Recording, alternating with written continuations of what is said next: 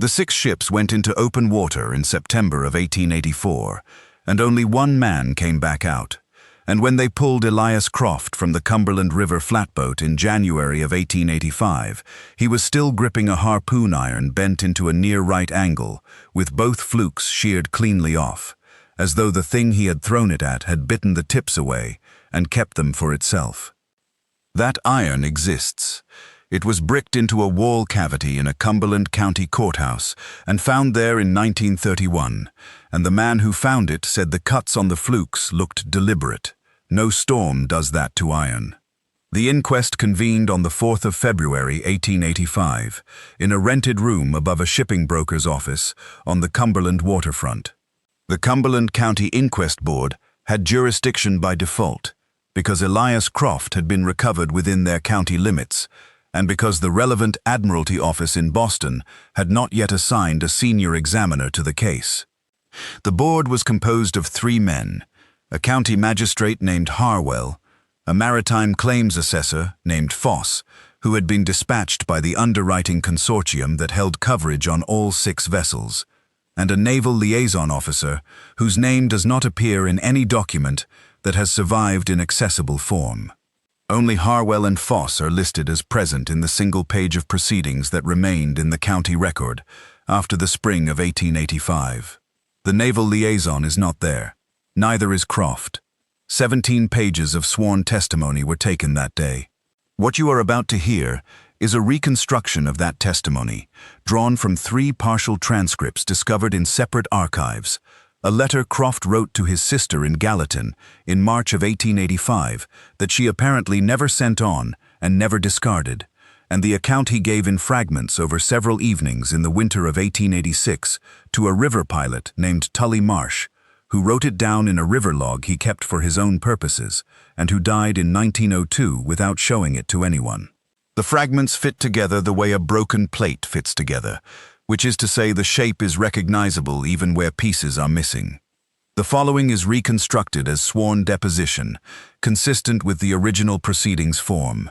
Croft spoke plainly, and the record, where it survives, confirms that plainness. He did not dramatize.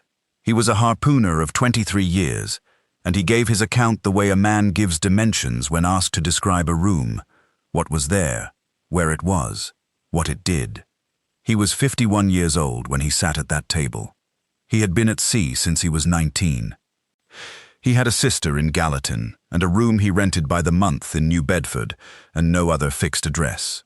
He had worked every major whaling ground in the Atlantic and the Pacific, and he had seen 2 ships go down before this, one to ice and one to fire, and he said at the start of the proceedings that he did not expect to be believed, and that he was not there to be believed.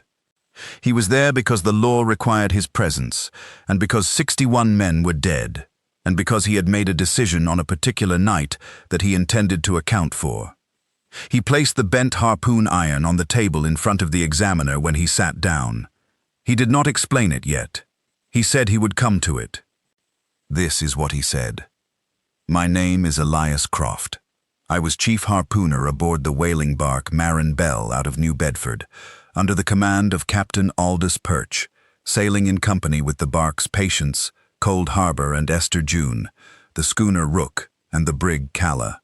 6 vessels total, 62 men total, counting me. I am the total, presently. If that wants explaining, I will explain it. I will not swear to causes I cannot prove.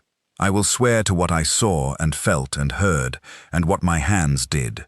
You can do with it what you will. I have already decided I will not be made to say storm. There was no storm. The weather in the sector where we lost the fleet was calm for the better part of 11 weeks. The kind of calm that becomes its own kind of wrong after a while, and I will get to that in its proper order. The fleet assembled at New Bedford in late August of 1884. Captain Perch had led 3 previous seasons in the North Atlantic, and had a reputation for finding whales that other captains did not find, which meant he was willing to work further from the main grounds and to follow intelligence that other men would not follow. The intelligence that sent us south, and then east that September, came from a Basque captain named Arrieta, who had worked the same Atlantic sector the previous year, and who told Perch, when they met in a provisioning house the night before we sailed, that the sperm whale population east of the 35th parallel had shifted, moved into deep water further east than he had ever tracked them, and that the water there was strange in color and strange in behavior, and that he had not gone after them and would not go after them, and he said this last part with a specificity that I should perhaps have noted more carefully at the time. Arietta was not a timid man. I was not present for that conversation. Perch told me about it the second day out, standing at the chart table in his cabin, running his finger along a course line he had already drawn. He told me what Arietta had said about the watercolor.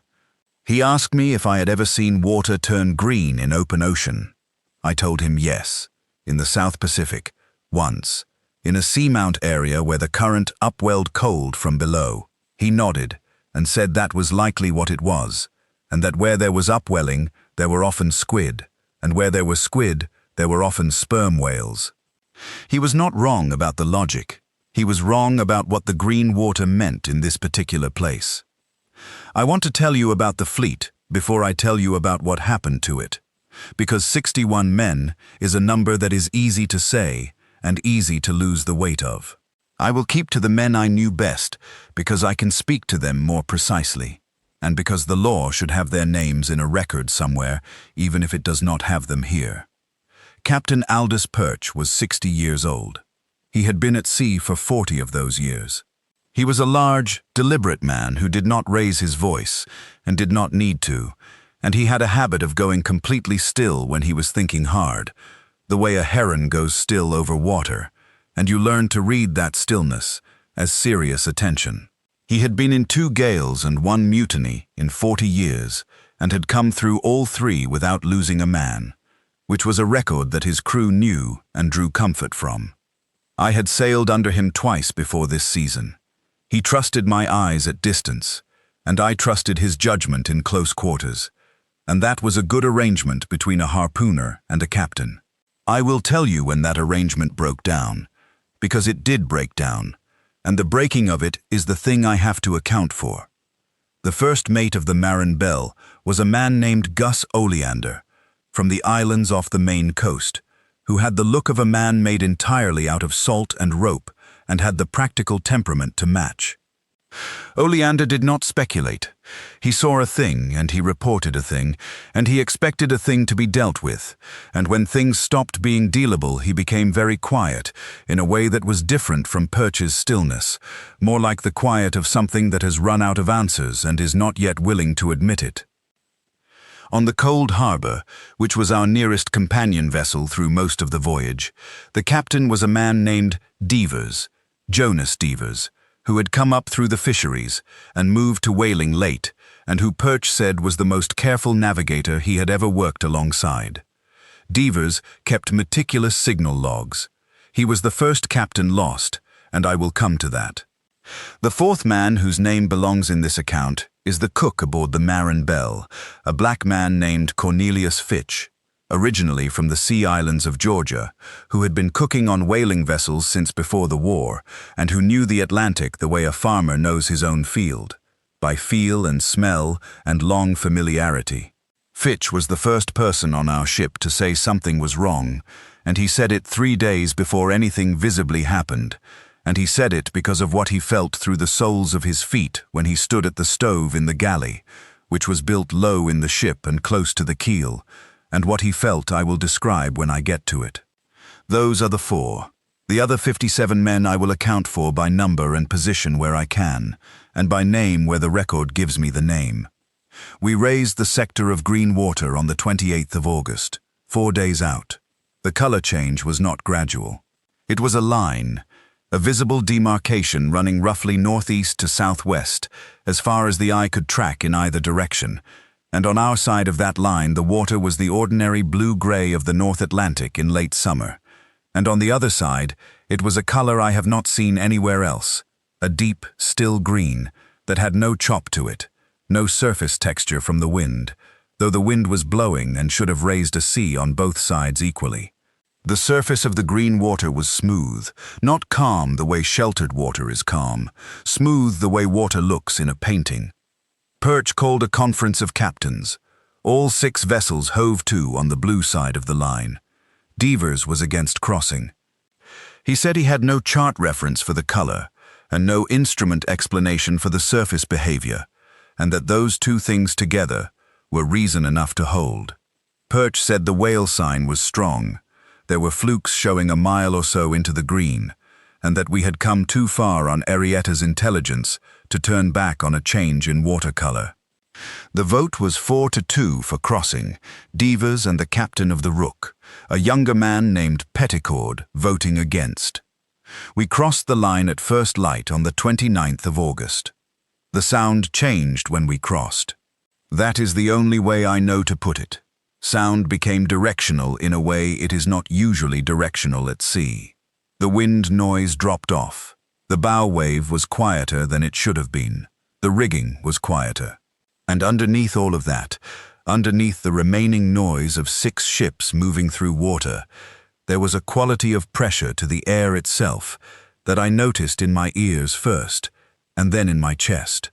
A faint compression that came and went, in a slow rhythm, too slow and too regular to be wave action, too deep in pitch to be anything I could name.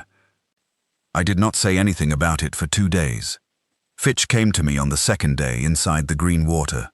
He found me on the foredeck in the late afternoon, and he stood beside me for a moment looking out at the water, which was as smooth as it had been on the 1st day, and then he said he had something to tell me that he would rather not tell the captain yet, because he could not explain it well enough to make a captain believe it, and he needed someone to believe it first.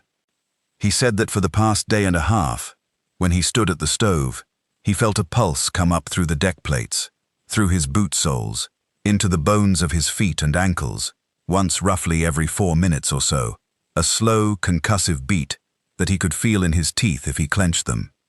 He said it felt like a great drum being struck at the bottom of the sea. I told him I had felt it too, in my chest, though more faintly.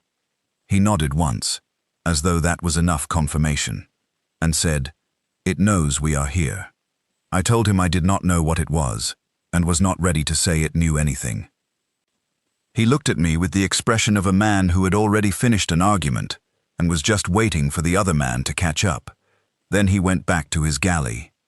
I want to be clear about the timeline, because I was asked to be clear about it at this proceeding, and I intend to honor that.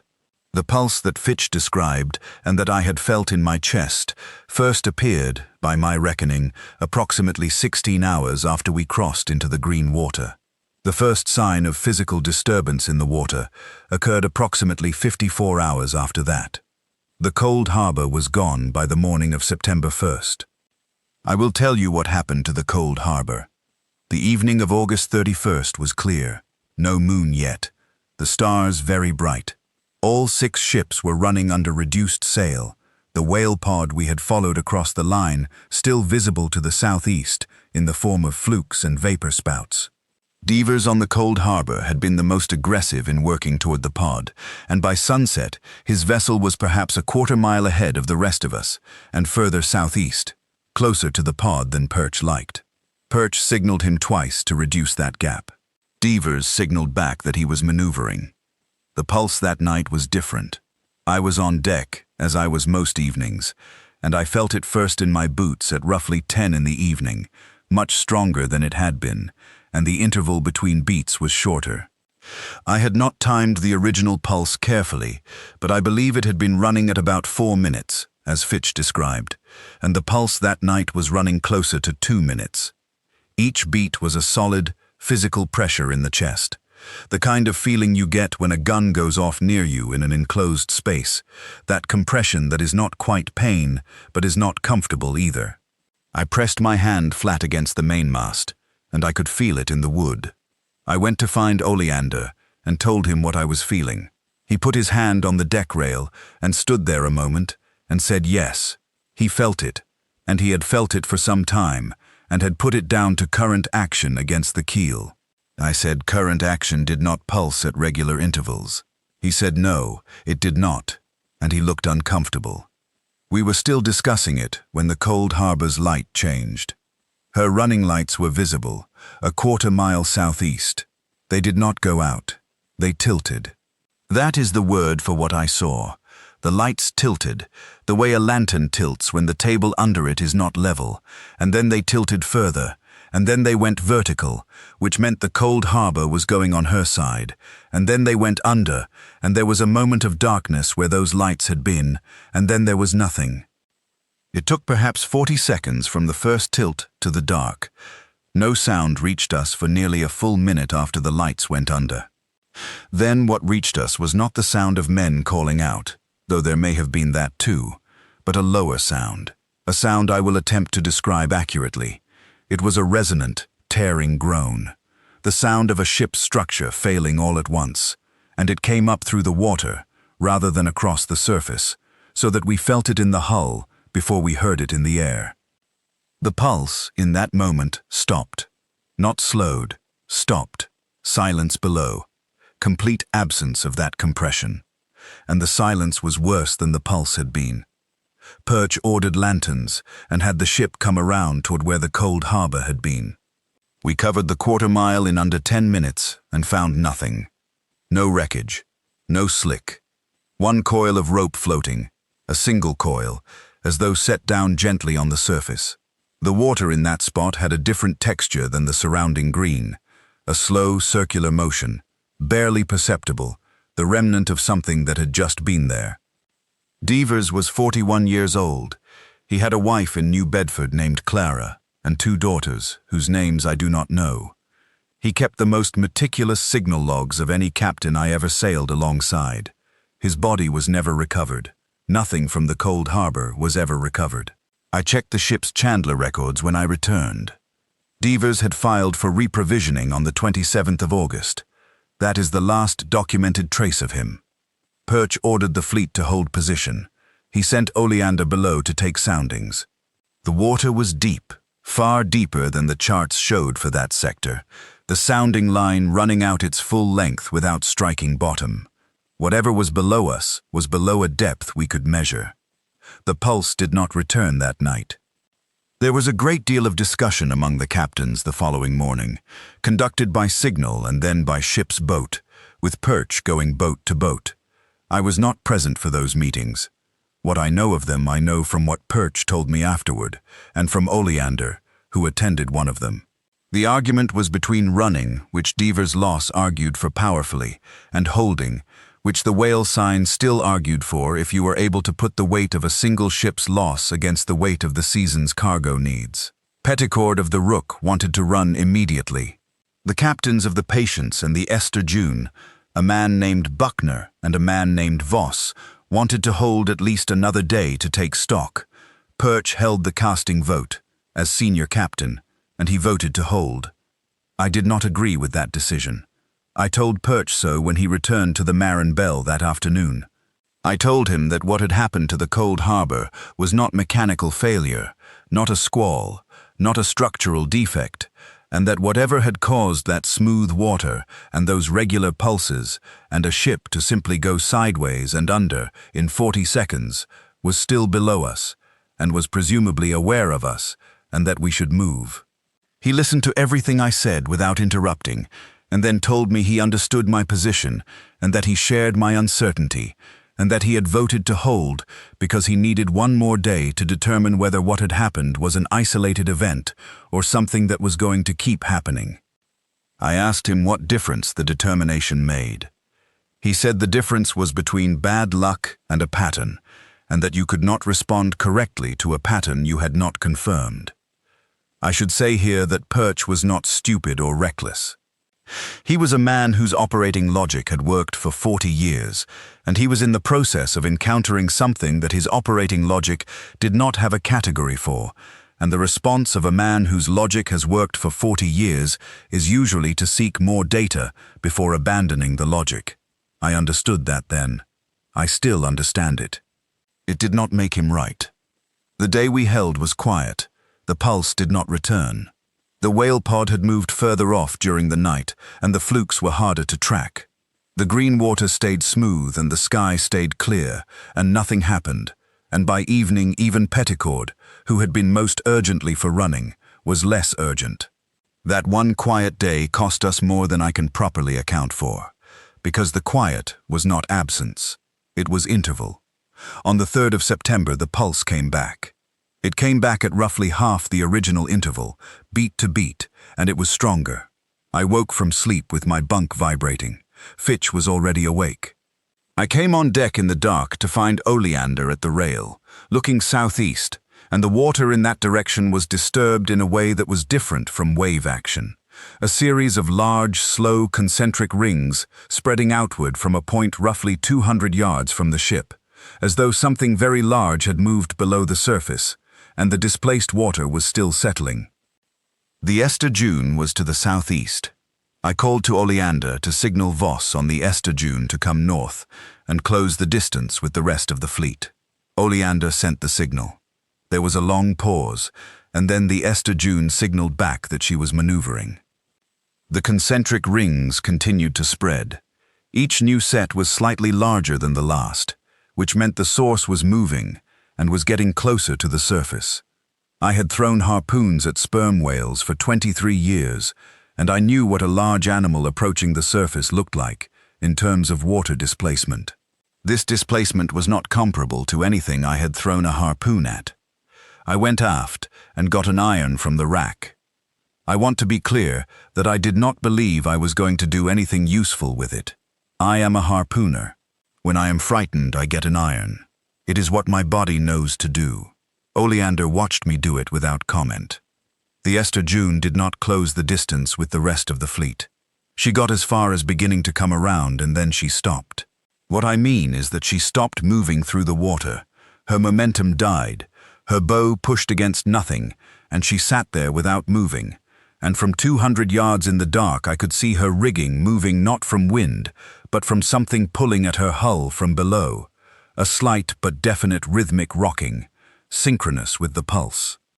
Perch was on deck by then. He stood at the rail and watched the Esther June the way he watched everything, very still. The pulse was coming every 30 seconds, perhaps slightly less. What surfaced alongside the Esther June came up slowly enough that I can describe it. It was pale, not white, not the white of an animal's belly, but pale the way something is pale that has never been in light, a grey white that was almost luminescent in the dark. The texture I can describe accurately because I had the moonlight on it, and because it rose to a height sufficient that it was silhouetted against the sky. It was ridged, in the way a rope is ridged when you look at it close, but the ridges ran the full length of what surfaced, which was the width of a mainmast and perhaps 4 times the length of a longboat. It rose in a slow curve, and the curve bent, in the way an arm bends at a joint, and the bent portion went over the Esther June's mizzenmast and came down on the far side, and when it descended, it took the mizzenmast with it. The wood broke with a sound we heard clearly at 200 yards.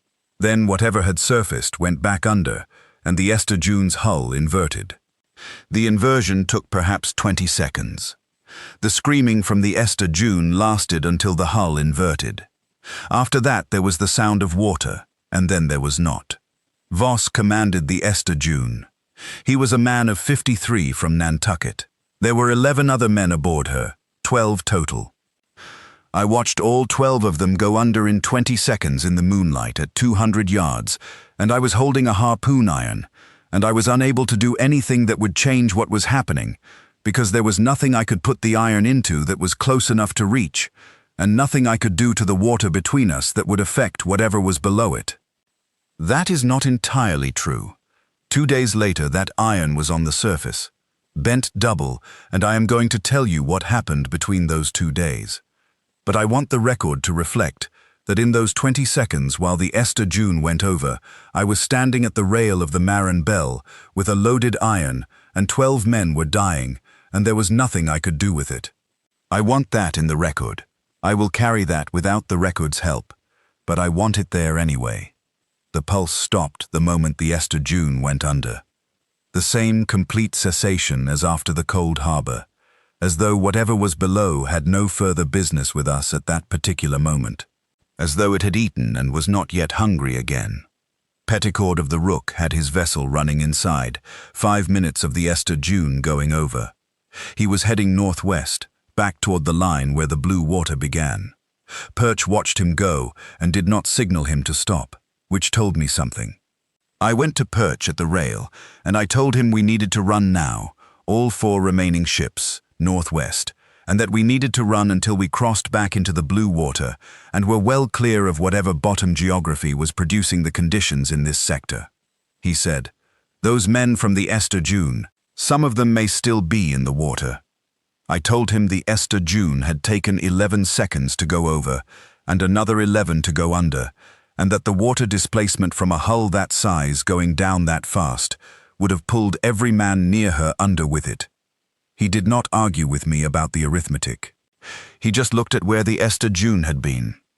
Then he said the Rook was running northwest, and the Patience and the Calla were still holding, and he was going to signal Buckner and the Calla's captain and propose a course of action, and he wanted me on deck and ready. I threw the iron that night. I should tell you why and what happened.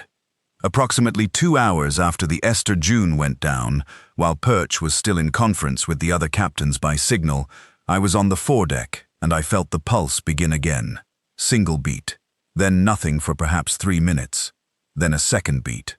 The interval was not the same as before. It was slower, irregular, tentative, as though something was testing rather than advancing. And the water under our bow was moving. Not rings, not displacement. A direct motion in the green water, a slow swelling upward of the surface, as though the sea floor itself was rising, and it was directly under us. I drove the iron in toward that swelling water on a long throw, the best angle I had from the foredeck, and it struck the surface and went in. I felt the line go taut, and then the iron was jerked entirely free of my hands, which no whale has ever done to me in 23 years, and the line ran out so fast it smoked against the cleat and snapped. And then nothing. The swelling subsided. The pulse stopped. And 2 days later, when Oleander spotted the iron floating, I brought it aboard, and it was bent into a right angle, with both flukes sheared away, and I put it in my coat pocket, and I have not let go of it since. It hit something. Whatever I hit did not notice being hit, but it hit something. I want to be clear that I do not claim to have driven it off. I think it stopped because it was ready to stop. I think the timing was coincidental, and the only reason I mention it is because the iron is here, on this table, and its condition is the condition it came back in, and I have no other explanation for the condition of that iron, except the one I am giving you. Now I will tell you about the Rook, and the night everything changed between Perch and me. The Rook under Petticord had been running northwest for 2 days before the pulse found her. Petticord had put significant distance between himself and the rest of the fleet, nearly 4 miles, and was close enough to the line between the green and blue water to believe he was going to make it. I did not witness what happened to the Rook directly. I witnessed the aftermath from the Marin-Bell's deck in the early morning of September 7th. What I saw was the Rook's running lights go down in the northwest, further off than the cold harbor, or the Esther June had been. I saw the lights go down at an angle, which was the same as the cold harbor, and then there was the long pause, and then the structural sound coming up through the water, and then nothing. Petticord had made the decision to run, and the decision had not saved him.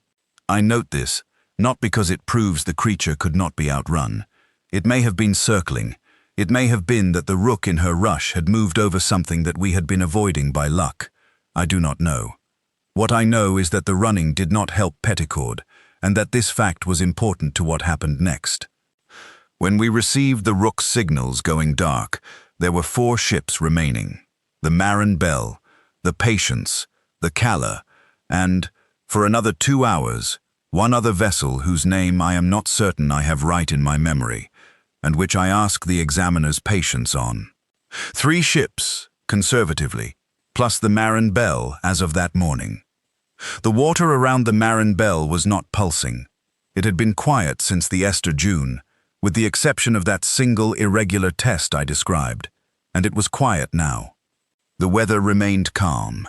The green water extended in all directions with its characteristic smooth surface and deep color, and the early morning light came across it, and it looked, I will admit, almost peaceful, which was the most obscene thing about it. Perch called me to the quarterdeck. It was perhaps 6 in the morning. Oleander was there, and 2 of the midship crew, and Fitch had come up from the galley, which he almost never did during working hours, and that told me Fitch knew something was about to be decided.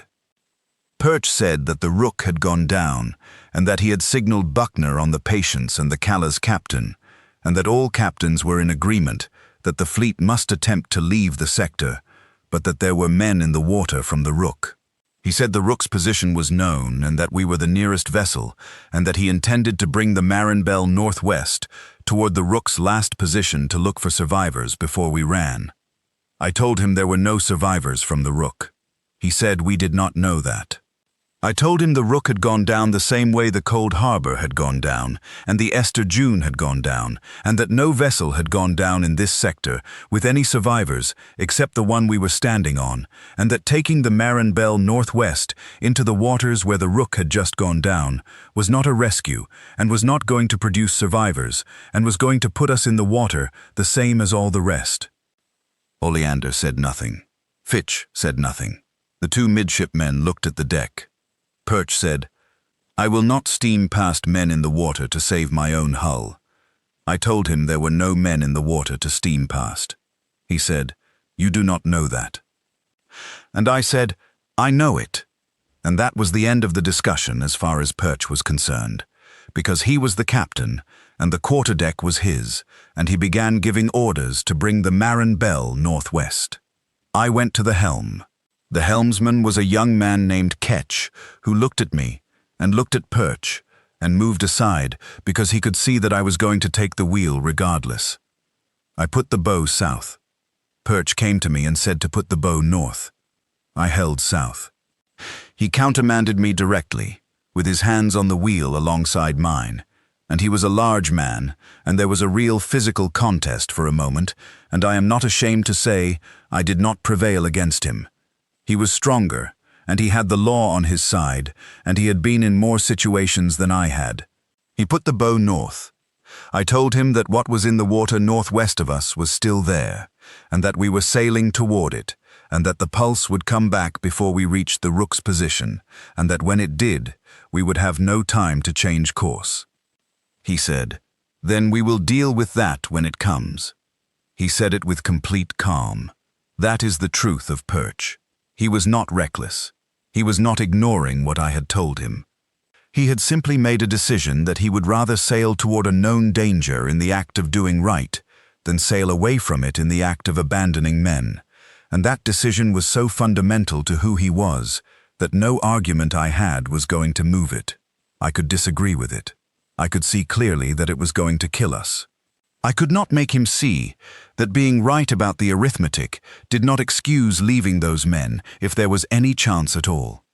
He had 40 years of decisions, and they had all worked, and this was just one more decision, as far as he was concerned, made in the same way, for the same reasons, by the same man. I have thought about this a great deal. I have thought about it every day since. We ran northwest for approximately an hour. The Patience ran a beam of us, Buckner apparently having decided to follow Perch's lead. The Calla fell behind. The water was smooth, and the sky was clear, and the pulse was not present. And I stood on the quarterdeck and watched the northwest and waited for what I knew was coming. It came when we were perhaps a mile from the Rook's last position. Not from the northwest, from directly below. That is the detail I want the record to have. It did not come from where the Rook had gone down. It came from directly below us. A single beat, so strong that the deck plates shifted under my feet, and the mainmast made a sound like a bass string plucked. A deep, resonant hum, and then the Patience abeam of us lurched in the water, her bow rising, and another beat came from below. This one close enough that every man on deck staggered, and I heard the keel of the Bell groan, in a way that wood does not groan from wave action. Perch ordered full sail. He was on the quarterdeck, ordering every sheet let out, and I was there beside him, and the pulse came again, shorter interval, and the Patience abeam of us was not moving through the water anymore. She was being moved. Something below was moving her laterally, pushing her hull from underneath, and I could see Buckner's crew on her deck running, and I could see the water around her hull, churning from below, great upwellings of displaced green water, and then her bow went up. When a ship's bow goes up in calm water, that means the stern is going under. The Patience went stern first, quicker than the Esther June. There was no screaming from the Patience, or none that carried to us. Perhaps because by the time she went, she had already been pulled under water amidships, and whatever men were below decks had no way up. Buckner was on the deck. I saw him in the water when the hull inverted. I did not see him again. The pulse from below us hit again, and the Marinbel's bow came up. Not fully. Not the way the Patience's bow came up. We came up perhaps 30 degrees, and then something changed below, and the bow dropped back. Whether the creature moved, whether it found the Patience sufficient, whether my iron 2 days before had done something I do not understand, I cannot tell you. The bow dropped, and we were in the water and sailing. I was not. When the bow came up, I went over the rail. I cannot tell you precisely how. The deck canted, and I was moving, and then I was not on the deck. The water was cold, far colder than surface water in the Atlantic in September has any right to be, and green, visible in the moonlight, green down to the limit of my vision below me, and I could feel the pulse in the water itself. Feel it the way you feel sound in your chest when you are submerged, a compression in the water from below, and I kicked hard for the surface, and got there and found a section of hatch cover, and got my arms around it. The Marinbel was still moving. She had not gone under. Perch was on the quarterdeck. I could see him clearly. I was perhaps 30 feet from the hull, being pulled back by the Marinbel's passage. The vessel was running south now. Oleander must have put her south, and she was moving fast, and I was in the water watching her go.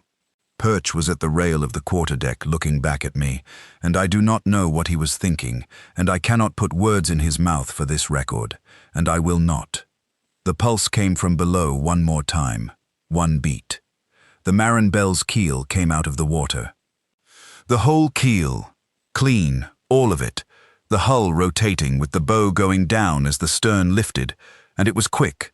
The whole rotation, not the gradual inversion of the other ships, but a single deliberate movement, and then the Marinbel was upside down and going under, and she went under fast, and the suction of her going pulled at me, even at 30 feet of distance, and I gripped the hatch cover, and I held. Perch went down with her. He was on the quarterdeck, and he went down with her, and he did not call out. I want that in the record. He did not call out, and he did not look afraid. And I cannot say what he looked like in those seconds, because I was in the water in the dark, and he was 60 feet away, and I was struggling for my life. But what I remember, and I will swear to what I remember, is that he was standing upright on that quarterdeck when the keel came up, and he was looking out, not at me, not at the water, just out, and there was nothing in his posture that looked like a man who was afraid. He looked like a man who had made his decision and was standing in it. I do not know what to do with that. I have been trying to do something with it for 5 months. I floated on the hatch cover for 9 days. I will not give you the full account of 9 days on a hatch cover in the Atlantic, because you can imagine some of it, and the parts you cannot imagine, I do not have words precise enough to give you. On the 5th day, I thought I felt the pulse again, very faint, very far below, a single beat, and then nothing. On the 9th day, a coal barge running a tributary of the Cumberland system found me. The bargeman's name was Hugh Tremont. He pulled me out and gave me water and did not ask me anything for a full day, which was the right thing to do. I had the iron in my coat pocket. I do not know why I did not let go of it in 9 days in the water. I have asked myself that, and I do not have a satisfying answer. It is just that it was in my pocket and I kept it there. It was the only thing I had left from the fleet, and I have not let go of it since. The fleet I am accounting for was the Marinbel, the Patience, the Cold Harbor, the Esther June, the Rook, and the brig Calla. 62 men total. I have accounted for the Cold Harbor and 12 men, the Esther June and 12 men, the Rook and 14 men, and the Patience and 11 men, and the Marin Bell and 14 men. The Kala I did not see go down. She was behind us when the final sequence began, and I do not know her end. She did not come out of the sector, and her crew of 12 did not appear anywhere, and she is on the list with the others. 62 men. I am the total. I want to say one more thing before I am done, and I ask the examiner to include it in the record as said. I pulled the helm south on the night of the Rook's loss. I pulled it south, and I held it as long as I could, and when Perch put it back north, I told him as plainly as I could what I believed was going to happen. I was right about what was going to happen. I know that. I also know that in the time since I have gone over the question of whether there were men in the water from the Rook, and my honest answer is that I do not know. I believed there were not. I believed the Rook went down the same way the others went down, and that no one survived it. I still believe that. But I did not know it. I stated it as known, and it was believed. And if I was wrong, if there was one man on a section of Rook timber in that water to the northwest, then I argued for abandoning him, and I would have left him there if Perch had let me have the wheel. I have to account for that too. Not to this proceeding, to myself. That is my testimony. The iron on the table is what I have described. I have not altered its condition, and would ask that it be returned to me when the proceeding is finished, as it is my personal property, and the only property I have remaining. That is all. The inquest board in Cumberland County received 17 pages of Elias Croft's sworn testimony before the morning session broke for a short interval at 11 o'clock. When the proceeding resumed at 11:45, 3 things had changed. Croft was no longer in the room. The naval liaison officer, whose name does not appear in any surviving document, had moved to the front table and had with him a leather document case that had not been present in the morning session. And the examiner Harwell, who had been taking Croft's testimony directly and had been, by all accounts, from the claims assessor Foss, who survived the proceeding and was still alive in 1903 when a journalist interviewed him on an unrelated matter, visibly shaken by the account, was conducting himself in the afternoon session in a markedly different manner, precise, careful, and extremely restricted in what he asked and recorded. The afternoon session produced 4 pages. Those 4 pages described the loss of the whaling fleet, Marin Bell, Patience, Cold Harbor, Esther June, Rook, and the brig Kala to storm conditions in the North Atlantic in the autumn of 1884. The recorded cause was weather. The recorded crew manifest total was 61 men. No survivor was listed. The Admiralty liaison had the session closed by 2 o'clock. The 17 pages of morning testimony did not appear in the county record after the spring of 1885. The single filing index that would have referenced them was amended, in a handwriting that does not match Harwell's or his clerk's, to reflect only 4 pages of inquest record for the Cumberland proceeding of February the 4th, 1885. The amendment was not signed. It was simply there when the file was next examined, which was in 1903 when the journalist who interviewed Foss made an inquiry. Foss, in that 1903 interview, said only that the naval liaison had been a man of considerable authority, and that Harwell had not contested anything the liaison said after the midday break. Foss said he himself had not contested anything either. He said the 17 pages had been taken for Admiralty reference, and that he had been told the claims process would proceed on the established findings. He said the claims process had proceeded without difficulty, and that all 6 vessels' coverage had paid against storm loss within 60 days of the inquest's close. He said this matter-of-factly, as a man who had long since made his arrangements with what he had seen and heard that day, and the journalist who recorded the interview noted that Foss changed the subject almost immediately and became evasive when the journalist pressed him on the content of the morning testimony. The fleet's insurer filed total loss claims against storm damage without dissent. 6 vessels, the full value of their hull and cargo bonds, settled in a single proceeding. No surviving crewman was listed, which meant no survivor benefits were owed, which meant the transaction closed cleanly in every financial dimension. The underwriting consortium was composed of 11 member firms. 2 of those firms had admiralty contracting relationships that have since been documented in separate contexts. Whether that connection influenced the speed of the settlement is not a question the available record answers. The record was designed not to answer it. Croft's name was struck from the crew manifests of all 6 vessels and replaced, on each manifest, with the same single notation: discharged, New Bedford, prior to departure. The notation appeared on 6 separate manifests in 6 separate hands that have since been compared and found inconsistent with the original manifest scribes. The notation was added, not corrected. The originals were altered. This was not administrative procedure. This was deliberate erasure, accomplished with enough care that a casual examination would find nothing wrong. Deputy Wills of the Cumberland County Sheriff's Office, who had been assigned to accompany Croft from his recovery location to the inquest building, and who waited outside the hearing room for the full morning session and the break, and was then told by a man he later described only as a naval officer that Croft had been discharged from the proceeding and was no longer the deputy's responsibility, was reassigned to a river patrol position in a county 40 miles upstream within 2 weeks of the inquest's close. He served there quietly for 11 years and never gave any account of what he observed that day. His transfer papers cited administrative reallocation of resources. No complaint was filed. No explanation was requested.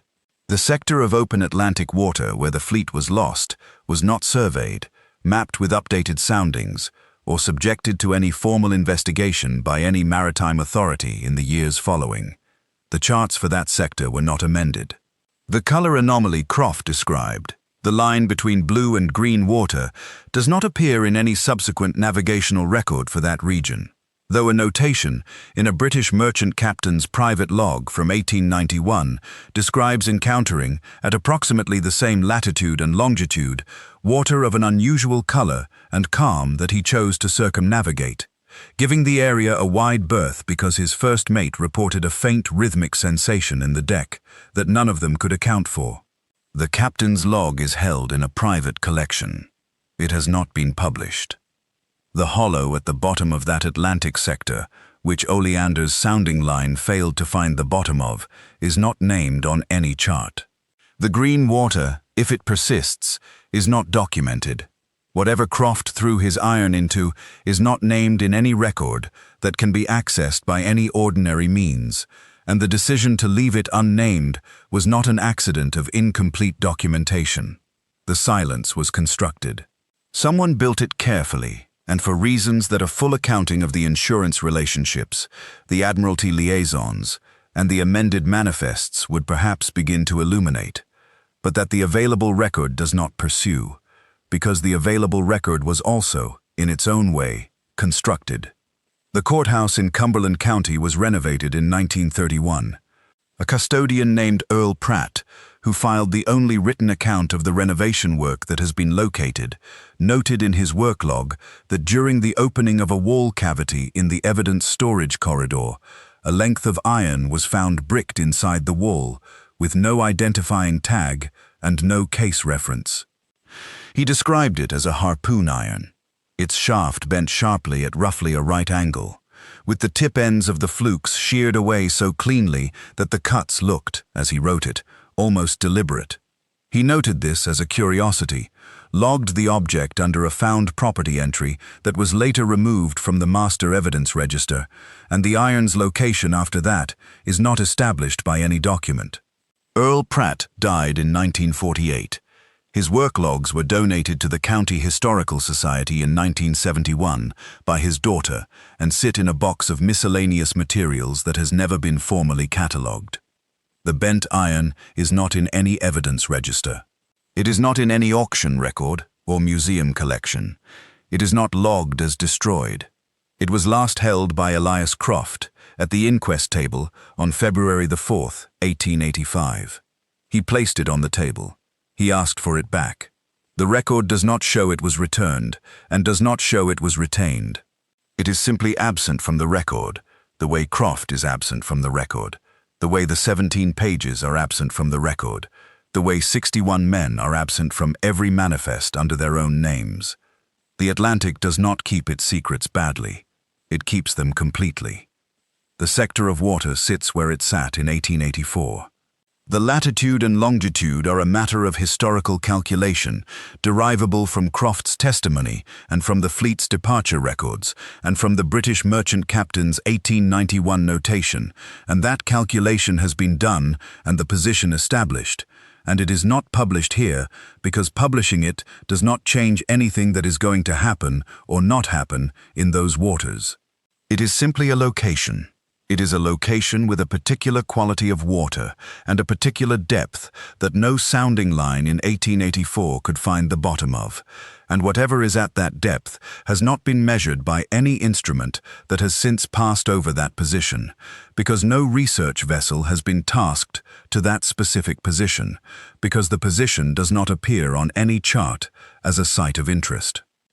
Harvesters working North Atlantic longline routes have reported, in at least 3 cases documented in catch reports between 1920 and 1967, equipment losses they could not account for, lines cut at depth with clean cuts rather than breaks.